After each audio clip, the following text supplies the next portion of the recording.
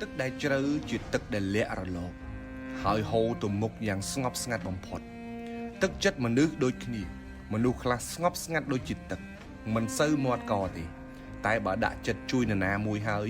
គឺជួយចេញពីចិត្តចេញពីថ្លើមតែម្ដងគេមិនត្រូវការចំណាប់អារម្មណ៍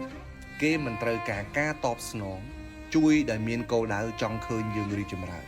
ហើយជួយចេញពីទឹកចិត្តពិតៗបើអ្នកបានជួបមនុស្សប្រភេទនេះត្រូវតែគោរពទឹកចិត្តរបស់ពួកគេមនុស្សដែលមានចិត្តជួយយើងជាមនុស្សដែលមានតម្លៃបំផុតហើយតែមនុស្សដែលជួយយើងដោយស្ងប់ស្ងាត់មិនត្រូវការតបស្នងមិនត្រូវការចេញមុខមាត់គឺជាមនុស្សពិសេសបំផុតដែលអ្នកត្រូវតែចងចាំនិងគោរពទឹកចិត្តរបស់ពួកគេមនុស្សសន្យា10មិនស្មើអ្នកជួយពិតប្រាកដមួយឡើយនៅក្នុងទំនាក់ទំនងមនុស្សខ្លះមិនសូវនិយាយច្រើនទេតែបើអ្នកចង់ពឹងអីក៏បានដែរជួយអស់ពីចិត្តជួយដែលគ្មានត្រូវការតបស្នងជួយគឺដើម្បីជួយអ្នកមិនមែនគោលដៅផ្សេងឡើយទំនាក់ទំនងបែបនេះគឺជាទំនាក់ទំនងគុណភាពនិងគួរឲ្យគោរពជ្រាលជ្រៅបំផុតមនុស្សជួយយើងដ៏ស្ងប់ស្ងាត់ដាច់ខាតកុំប្រមាថទឹកចិត្តគេឲ្យសោះ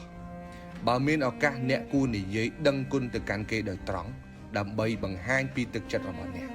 ហើយគ្រប់ពេលវេលាដែលពួកគេមានបញ្ហាអ្នកក៏ត្រូវជួយគេវិញចេញពីចិត្តដូចគ្នាទោះបីជាមិនបានសងគុណគេពេញលេញ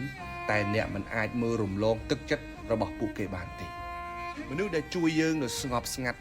អ្វីដែលគាត់សប្បាយចិត្តបំផុតគាត់ចង់ឃើញយើងជោគជ័យពួកគេអត់ត្រូវការអ្វីតបស្នងពីអ្នកទេ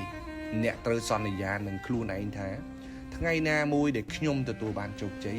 ខ្ញុំនឹងមិនភ្លេចគុណរបស់អ្នកទេខ្ញុំនឹងប្រាប់ទៅសង្គមខាងក្រៅថាជោគជ័យមួយនេះបានមកដោយសារចំណែករបស់អ្នកដែរហើយខ្ញុំនឹងចងចាំគុណបំណាច់របស់អ្នកពេញមួយជីវិត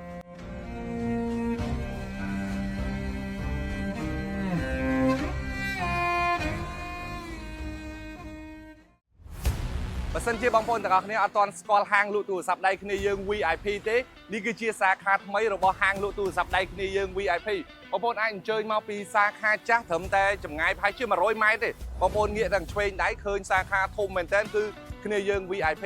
នៅទីនេះមានលក់សុទ្ធតែអវ៉ាន់ Grade A ហើយនឹងថ្មីប្រអប់ជាពិសេសនឹងមានការធានារហូតដល់1ឆ្នាំពេញតែម្ដង